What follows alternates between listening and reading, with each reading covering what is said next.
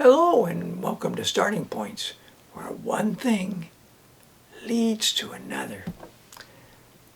Last time I shared this book, The Fishes, and I just didn't seem to have felt I should take any more time, but there's two pictures in here that I want to share with you. They both show the importance of a community effort. This is a Portuguese fisherman labored to launch a colorful but cumbersome boat. The prize they seek is the sardines that swarm beyond the pounding surf. I counted them up. There's about 50 people there. And I'm thinking, what a group effort, and different ages as well. It's a real community effort. And in India, there's this area. They have boats that look like this, amazingly woven boats. Same pattern, ends up with a hexagon, and I just was amazed. Men, women, younger people, some. Again, whole community taking part. Now, for me, my first introduction to water area was a river, and then a lake, and things like that. A pond. I don't remember a pond in my childhood, but pond life, which includes not only the bigger animals, but all the smaller animals. This is a fantastic guidebook by George K. Reed, R-E-I-D. Common Plants and Animals of North American Ponds and Lakes. There's plant zones in a pond. There's changes that happen to ponds, the establishment of a pond, the growing over a period of time with tree habitation changing, and until the pond gets filled in. Things like that, more general things, and then starting here with all the kinds of plants, and then all the kinds of animals. And I marked a couple here. Caddisfly. There are 750 species occur in North America. The variety of life that occurs, and these are often identified by what the caddisfly used to make its tube. Some with sand, some with silk, some with plant and animal debris, some with twigs, and mosquito. Well, we've all had some sort of an encounter probably with the mosquitoes, and there's about 120 species of mosquitoes in North America. We tend to think of them as one species, but here's a house mosquito, and here's a malaria mosquito, for example, and the way they hold themselves in a resting position, their egg masses are different, their larvae, different sort of horizontal larvae with the top of the water, whereas the larvae of the house mosquito goes almost perpendicular to the level of the water.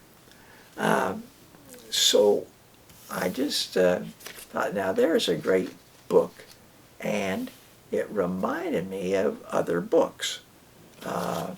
It reminded me of the Underground Zoo.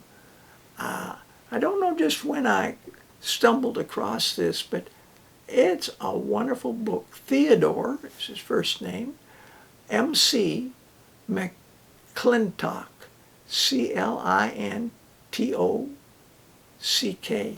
And the book is, he kept a journal that he illustrated, and it comes selections from his journal. Lots of illustrations, and there's not always an entry that's been used, but it starts with him getting a present from a friend who brought this tube to him, and then they decided they would go searching about and see what they might find, and the tube that they had disappeared, so I didn't want to ask Virginia for another tube, so this morning we went to the Fenway. That sounds like a bad place to look for wild animals, right in the middle of Boston, only a few blocks from home. The surface of the water is sometimes streaked with coal dust, oil, and other man-made pollutants that wild animals probably don't like.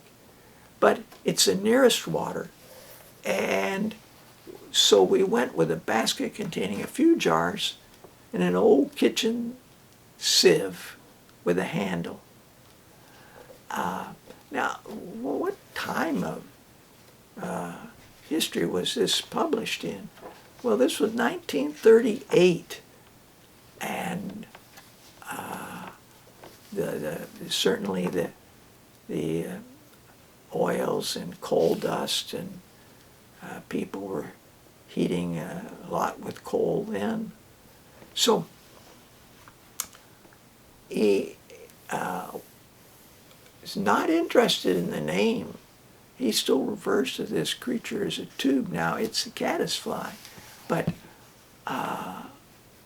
he's just the wonder of keeping these creatures and keeping them in the house. And they go through a series of things that they put them in, and all that doesn't turn out to be a good place. So he's learning all the time about how to care for, what works, what doesn't work.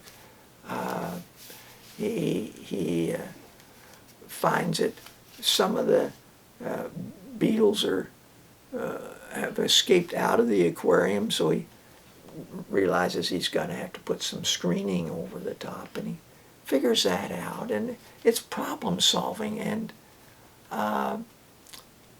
it's just a wonderful about 6-month experience that he records there. And it reminded me of the first pond that Jean-Henri Fabre encountered.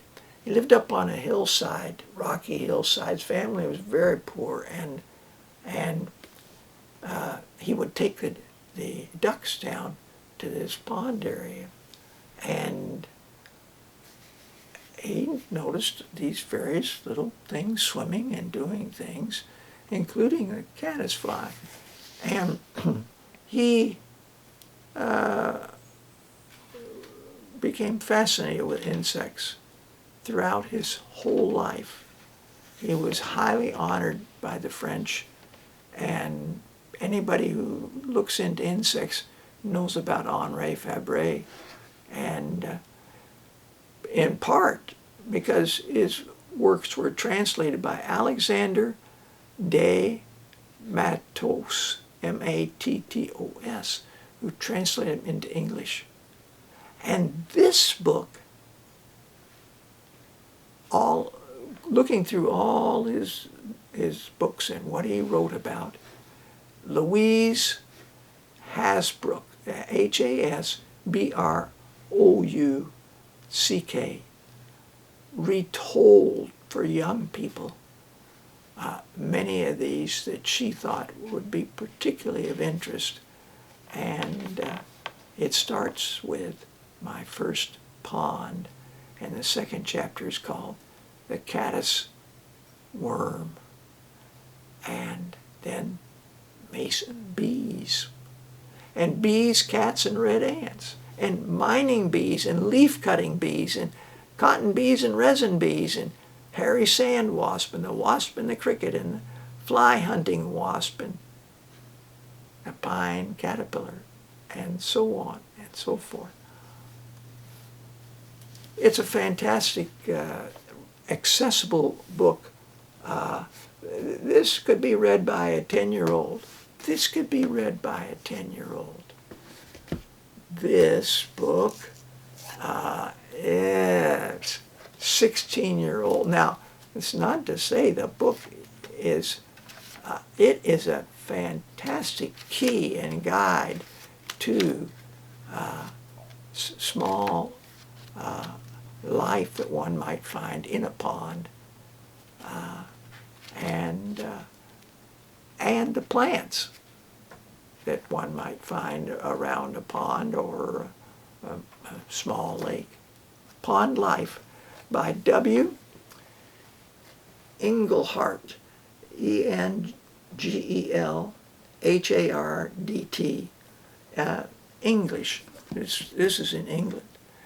Also in England is Keys to Small Organisms in Soil, Litter, and Water Troughs, part of the Nuffield biology. So this could be easily somebody who's really gotten interested into it. Again, a key that helps you identify small organisms that you would find or see. The Pond on My Windowsill, the story of a freshwater aquarium, same concept, done by Christopher Reynolds, and an expedition for water plants. His aquarium is a little more, he's older, and he's tried different types of aquariums, and tadpoles, caddisflies, dragonflies, damselflies, mayflies, water beetles, leeches, and flatworms, keeping it going. So I think, 15 years old, this could be used by 10-year-olds, 11-year-olds. Pets in a Jar, Seymour Simon. All these books are beautifully illustrated. This one by Betty Fraser, and it received a number of awards when it came out. Collecting and caring for small wild animals, and this extends it. Here's jars with hydras, and jars with pond snails, and jars with water bugs, and toads, and newts, and tadpoles, and crickets, and praying mantis, and hermit crabs, and ants. Some of the chapter titles that he looks into. And the final book I wanted to share with you is called Pond Water Zoo, and this, I think, is for 16 and up. An introduction to microscopic life using a microscope, things that you could see. And again, the illustrations are there's a world out there that most of us don't encounter. Some of these things can be seen, of course, with hand lens. You wouldn't need a lab with a microscope. Well, thanks for joining me. Until next time, bye for now.